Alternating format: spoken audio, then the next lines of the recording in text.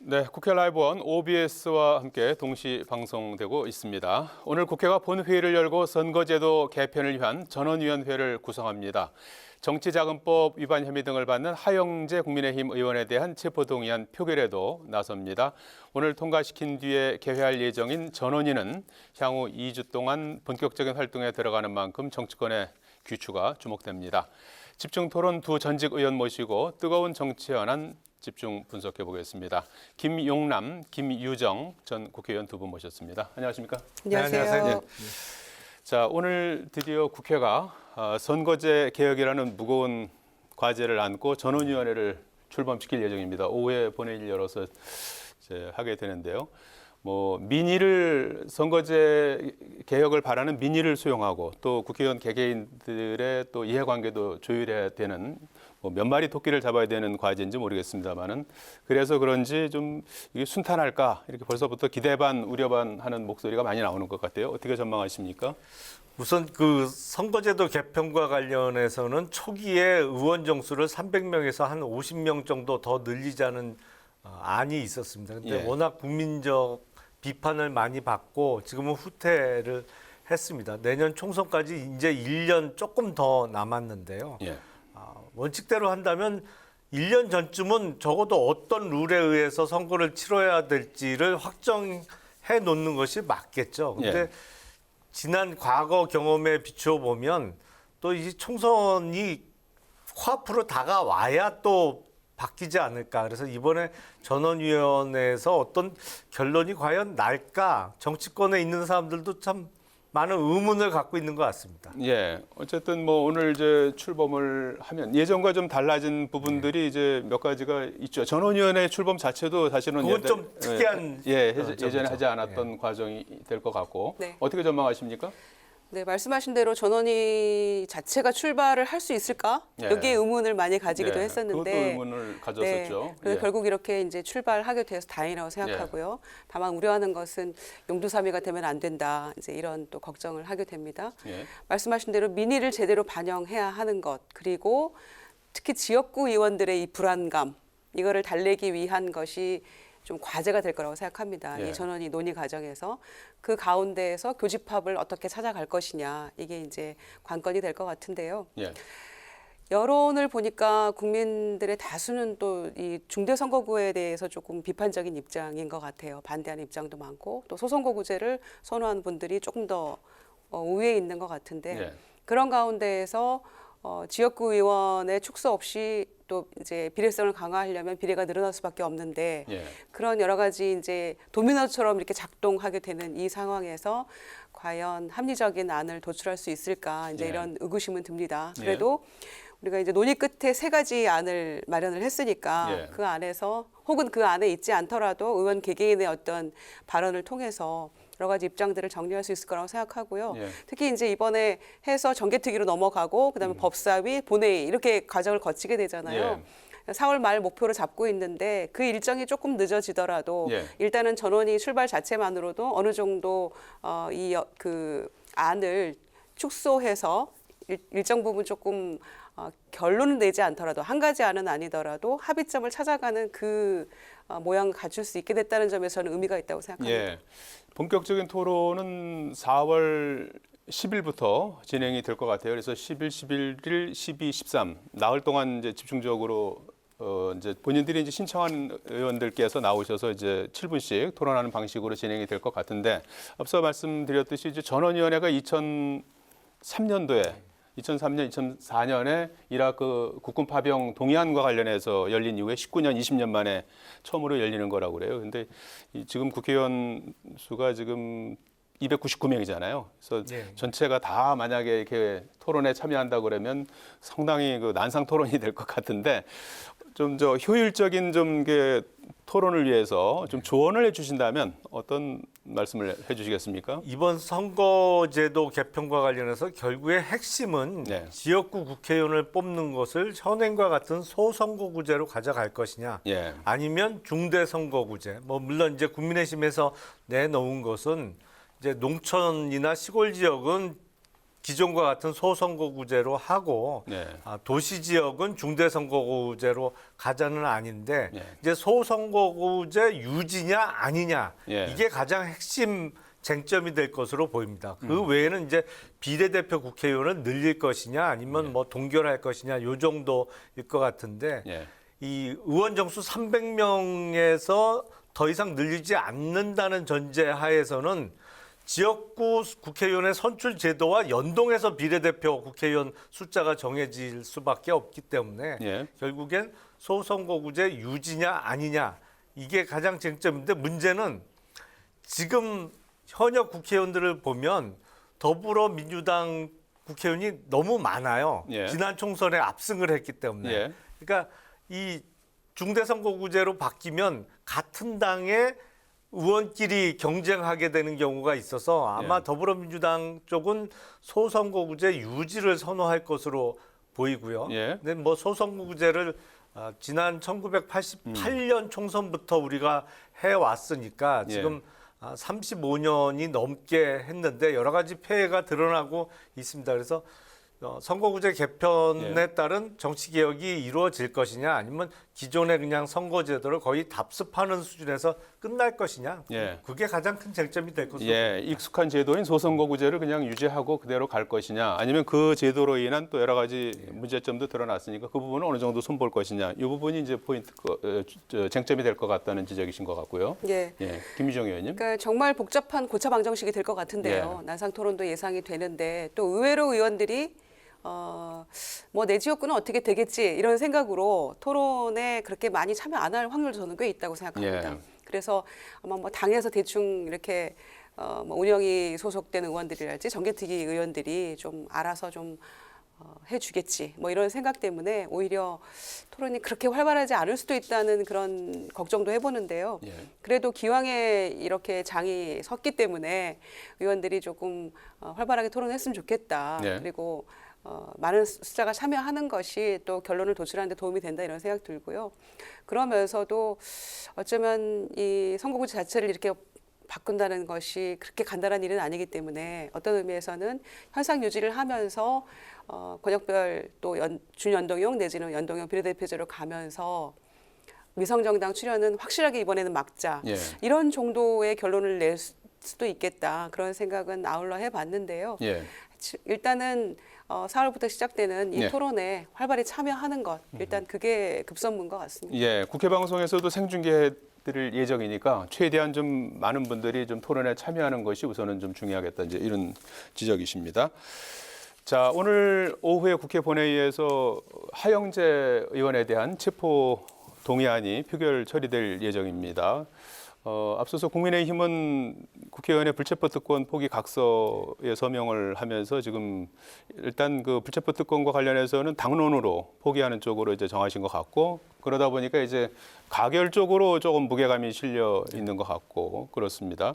지금 뭐 오늘 표결 결과를 뭐 예상한다면 어떻게 보시는지요? 우선 국민의힘은 그 가표를 던지는 의원들이 많이 나올 것 같고요. 예. 그리고 원칙대로 하면 국회의원의 불체포 특권은 회기 중에만 인정되는 특권이고, 그리고 이게 명백하게 정치적 탄압인 경우에만 부결을 시킬 수 있는 것이지, 본인이 범죄 혐의와 관련해서 억울하다 이 정도 수준이면 당연히 그 국회의원들이 판단할 문제가 아니거든요. 법원에 출석해서 영장 재판을 통해서 본인의 억울함을 호소하고 또 증거를 제시해서 영장 재판을 통해서 구속영장 기각을 받아와야지, 그 법률가들도 아닌 국회의원들이 결정할 문제는 전혀 아닙니다. 그래서 하영재 의원은 지금 전화 돌려서 지금 읍소했다고 그러니까 본인이 억울하다고 하소연할 수 있죠. 당연히 예.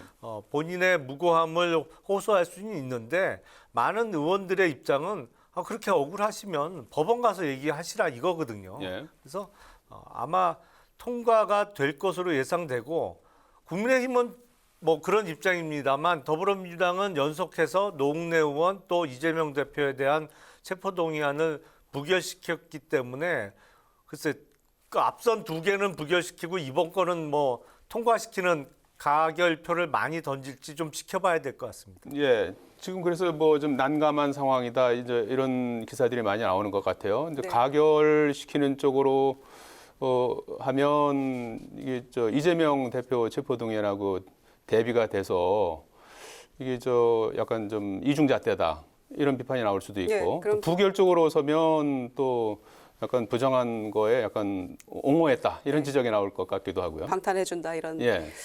충분히 나올 수 있는 얘기라고 생각하는데요. 일단 국민의힘은 지금 115석이잖아요. 그리고 거의 사실상 당론 가결이라고 말씀하셨기 때문에 정의당도 당론으로 가결이거든요. 그러면 이제 121석 1표가 되는데 한 30표 정도가 이제 더 와야 가결이 될 것 같아요. 그러니까 좌우될 텐데 지금 이제 민주당 의원총회가 진행이 되고 있는데 네. 의총 분위기를 끝나봐야 알겠다 이런 얘기를 하고 있습니다만은 슬쩍 살펴보니까 이재명 대표의 경우와는 조금 다르다. 이거는 예. 이거는 불법 정치자금 7천만 원 수수 의혹이잖아요. 예. 그리고 그래서 이건 좀 경우가 다르지 않느냐 이제 이런 분위기가 좀 있는 것 같아요. 예. 그래서 아까 말씀드렸던 것처럼 한 30표 정도가 더 오면 가결이 될 텐데 예.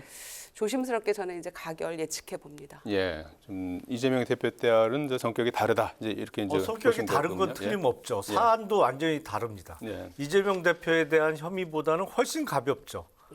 그러니까 그 사안이나 뭐 사건의 성격은 완전히 다르죠. 그러니까 예. 이재명 그냥 그런 사안의 경중을 놓고만 볼 때는 이재명 대표에 대한 체포동의안을 부결시켰으면 하영재 의원에 대한 체포동의안도 당연히 부결 쪽으로 가는 게 맞는데 예.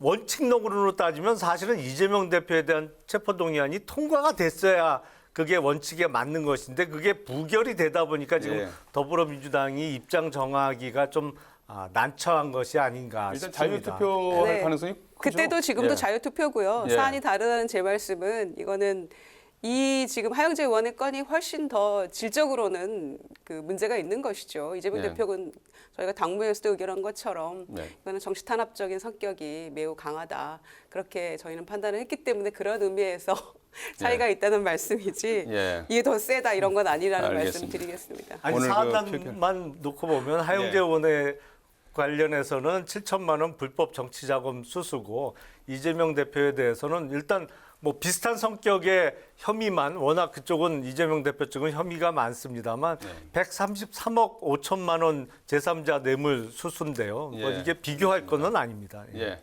오늘 그 표결 결과 나오면 또 다음 주에 이 문제는 좀 더 짚어보도록 하겠습니다. 자, 김성한 국가안보실장이 어제 전격적으로 사퇴했습니다. 자진 사퇴입니까? 경질입니까? 어떻게 봐야 되는 겁니까? 일단 형식은 자진 사퇴로 봐야 되지 않을까 싶습니다. 뭐 경질 이게 이제 하루 이상 동안 사퇴 여부에 대한 일종의 소문이 좀 돌았잖아요. 예. 돌고 나서 하루 정도 지나고 본인이 사퇴하겠다는 메시지를 보내왔는데 예. 사실은 그 사퇴 이유 그리고 사퇴냐 경질이냐 뭐 정확한 팩트 확인이 안 되고 있기 때문에 그저께는 오찬을 대통령과 네. 같이 하면서 만류했다 이제 뭐 이런 얘기도 있었고 대통령실에서도 이제 부인하지 않았었습니까? 네. 그리고 하루 만에 이제 본인이 자진 사퇴했고 직후에 대통령실에서 수용하고 후임자까지 발표를 했지 네. 않습니까? 예. 그래서 뭐 형식은 사퇴인 것이 분명해 보이고요. 예. 이제 그 이유는 지금 여러 가지 썰이 있습니다. 뭐 예. 미국 국빈 방문 시에 이루어질 문화 행사와 관련한 보고 누락 뭐 이런 게 제기되고 있는데 저도 글쎄요 그 블랙핑크 섭외가 잘 안 됐다고 비서관 2명이 교체되고 안보실장이 그만두게 되는 건 저도 선뜻 납득하기는 좀 어렵습니다.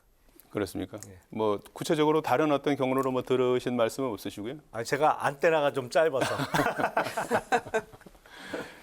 지금 저기 뭐 굵직굵직한 외교 현안들이 엄청나게 많은 와중에 이제 국가안보실장이면은 대통령실에서 비서실장과 이제 어떤 양축 아니겠습니까? 네. 비서실장도 장관급이고 국가안보실장도 이제 장관급.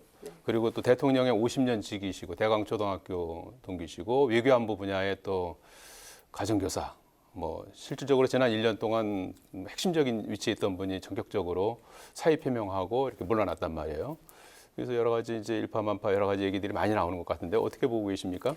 아니, 이제 용산 대통령실 홈페이지를 아침에 들어가 봤더니 용산으로 이전한 이유에 대해서 여전히 그 당위성에 대해서 강조하는 게 떠 있더라고요. 예. 그러면서 과거 청와대의 어떤 단절된 구조를 혁파해서 소통하고 투명하게 하겠다, 신뢰를 쌓아가겠다 이제 이런 거였는데 그래서 기자실도 1층에 만들었습니다만은 도어 스태핑 끝나버렸고 또 이런 한일 그 정상회담이랄지 지금 이 안보실장 교체랄지 이런 과정에서 국민이 도저히 어떤 그 신뢰성을 확보할 수 없는 그런 상황으로 가고 있는 것 같아요. 그래서 여러 가지 우려가 크다는 말씀드리고요. 특히 한미일 공조에 대해서 굉장히 강조하는 윤석열 정권에서 한미 정상회담이라는 굉장히 큰 어떤 그 역사적 외교적 사건을 지금 행사를 앞에 두고 그 안보실장이 교체됐다는 거는 과거 정권에서는 역대 정권에서 보수 진보 할 것 없이 상상할 수 없는 그런 상황이기 때문에 그래서 내부의 권력 싸움이다, 헤게모니 싸움인데 김태호 차장이 뭐 헤게모니를 쥐었다 이런 얘기서부터 뭐 블랙핑크 뭐 그 공연설까지 여러 가지 얘기가 나오고 있는데 결론적으로는 그 누적돼 왔던 여러 가지 문제들이 그 블랙핑크 공연과 관련돼서 그게 트리거가 된 게 아닌가 그런 생각이 들고요. 네. 우려되는 거는 국민들이 이렇게 언론 보도에서 뭐 어느 신문에서 보도했는데 그 교체설은 아니다라고 했다가 다음 날 곧바로 또 교체가 되고 이런 과정을 지켜보면서 과연 이 정권에 대해서 이게 믿어도 되는가 굉장히 중요한 일들을 앞두고 한일 정상회담으로도 정말 많은 그 자존감 떨어졌고 굴욕적인 그 분노를 많이 느끼고 있는 국민들이 이 상황을 지켜보면서 더 잘하겠다 그러고 가까이 붙어 있기 때문에 더 소통할 수 있다고 했는데 거리가 문제가 아니었구나 이런 얘기를 하고 계시는 거거든요. 네. 그래서 굉장히 우려가 큽니다. 네, 원인은 뭐라고 보십니까? 아침에 우상호 의원은 뭐 블랙핑크 이 부분이 아니고 이제 내부의 어떤 알력설 뭐 이 부분에 좀 무게감을 왜냐하면은 한일 두시더라고요. 정상회담 직전에 의전비서관이 이제 그 예. 사임을 했는데 아직 후임은 결정 안 됐는데요. 알겠습니다. 외교비서관 후임은 지금 김태호 차장의 예. 측근이거든요. 그런 점에서 내부의 파워 게임이 주요하게 작동했다 이런 얘기가 신빙성이 좀 있어 보입니다. 다음 달에 한미 정상회담 다음 달 말에 이제 한 달 정도 앞두고 있는데 뭐 차질 없이 치를 수 있을까요? 괜찮습니까? 일단은 후임 안보실장의 조태용 지금 예. 주미 대사가 기용이 됐기 때문에 예. 한미 정상회담의 준비는 이쪽 뭐 대통령실과 외무부도 합니다만 거기 이제 주미 대사관도 가장 중요한 그 일일 수밖에 없었지 않습니까? 예. 그러니까 그 업무를 계속 하던 업무 연속성은 충분히 인정이 될 것 같아요. 다만 한미 정상회담이 개최되는 시점에서는 주미 한국 대사가 공석이 될 가능성이 매우 높겠죠. 대사 임명이라는 것은 우리가 바로 임명한다고 되는 게 아니고 미국 측으로부터의 아그레망도 받아야 되고 이게 뭐 시간적인 그때까지 활동할 수가 없군요. 그렇죠. 꽤 많은 시간적 공백이 있을 수밖에 없는 상황이기 때문에 다만 이제 주미 한국 대사는 직무 대행 체제로 가면서 정상회담이 이루어지겠고 우리 쪽에서 이 국내에서 준비하는 것은 알겠습니다. 이 업무를 하던 주미 대사가 안보실장으로 기용됐기 때문에 별 차질은 없을 것으로 예상이 됩니다. 예, 요 문제는 앞으로도 뭐 계속해서 좀 국회로 또 넘어오면 계속해서 분석을 해보도록 하고요. 또 아무래도 좀 공백 없이 일단은 좀 외교 문제들이 잘 처리되기를 기대해 보겠습니다. 두 분 오늘 말씀 고맙습니다. 고맙습니다.